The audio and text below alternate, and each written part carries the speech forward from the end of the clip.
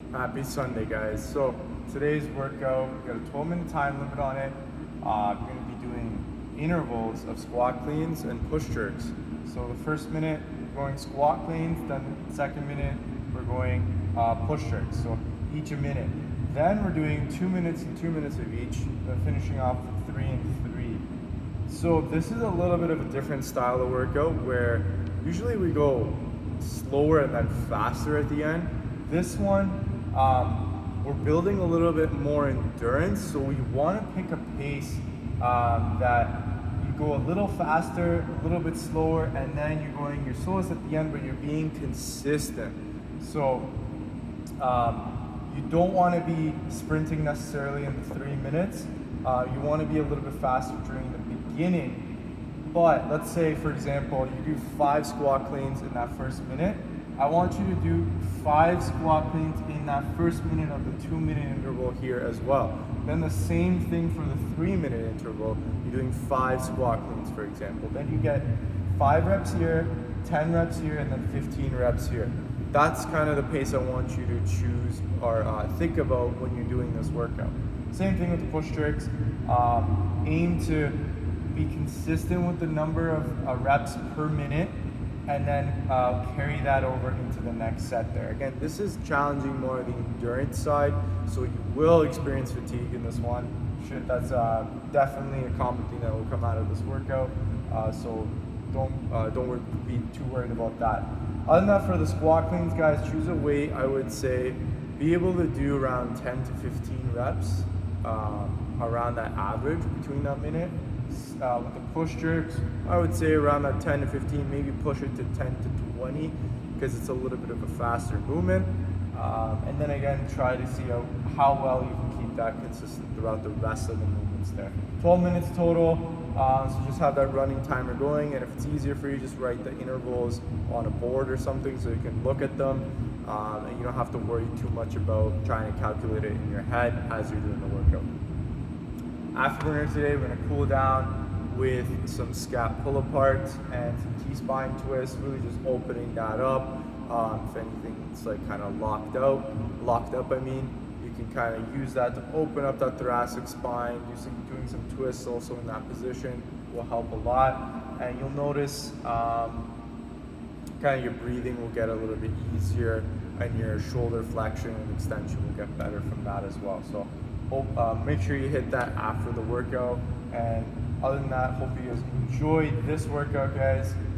This is very weightlifting bias, so it's a good one to kind of end off the Sunday. And I hope you guys enjoy with this one. Other than that, we'll see you guys next for the warm-up video. Alright guys, so for today's warm-up, we're going to start off with some mobility for the shoulder and for the hip. So we're going to start off with 3 and 3 shoulder rotations in that lunge position. So we're going to get down into the bottom of the lunge, stay nice and static, nice and upright.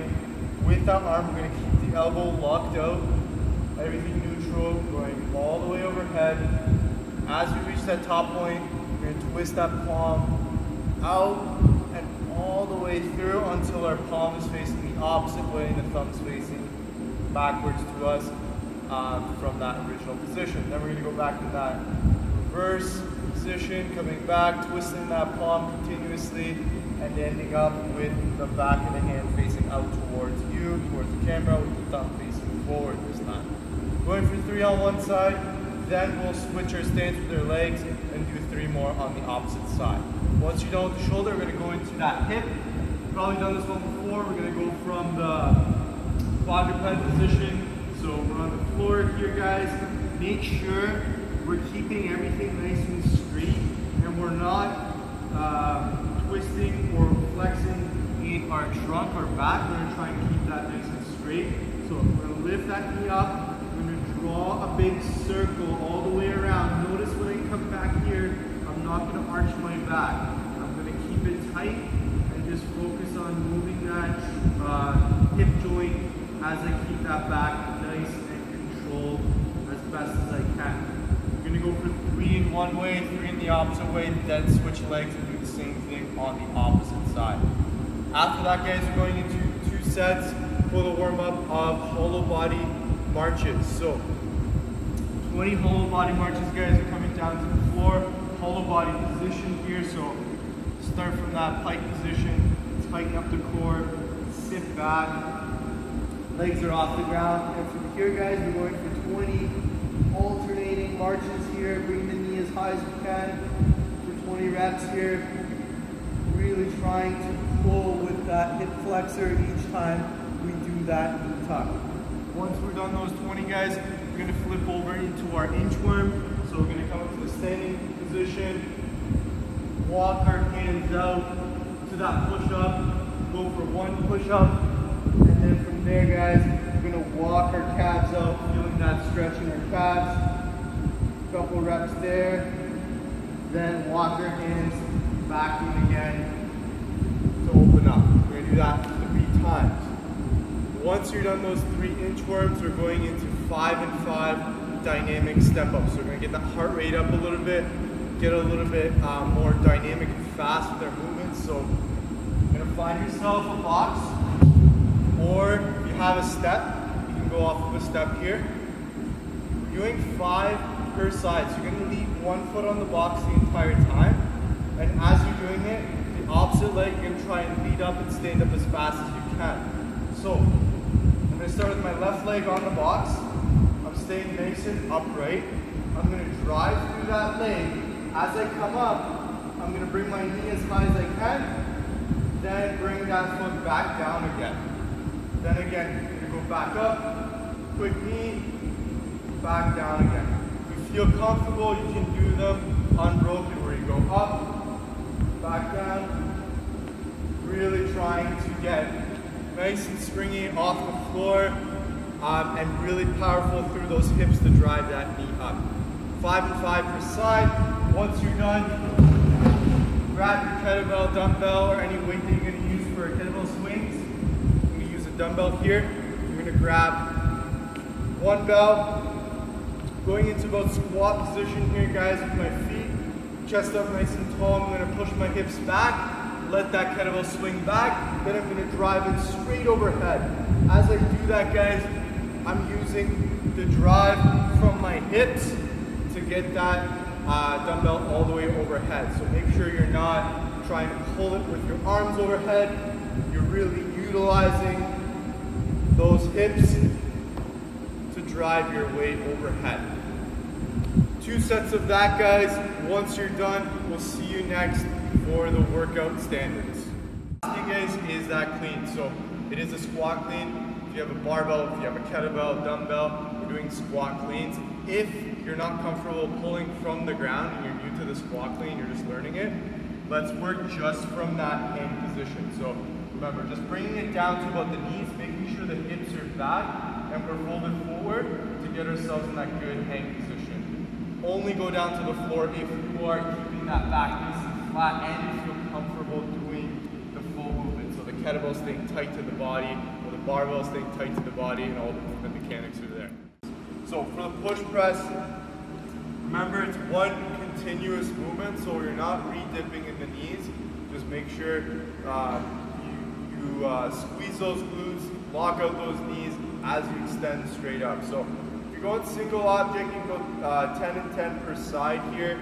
With that dip and drive, remember, as we're coming down, we want to stay nice and vertical. So we don't want to deviate that back angle at all. We want to keep it nice and straight, almost like as if I were leaning against that wall and I'm just going down with the length of the wall there, so I'm staying nice and straight. So think about that, guys. You're dipping down, staying nice and tall. Weight is going to be a little bit more in that heel as you're coming down.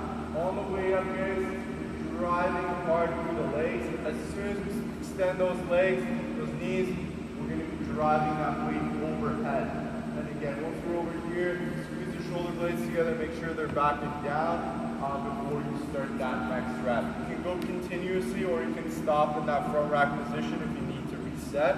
Remember, you're going to dip and drive up. As I'm bringing it down, it's about an inch off my shoulder, about a centimeter there. I'm going to start dipping down so that I can start my next rep.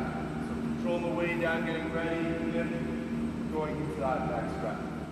Okay guys, so for the afterburner, we're starting off with 10 and 10 scap pull aparts. You guys can use a band, or if you have a belt, you can also use that for this exercise here.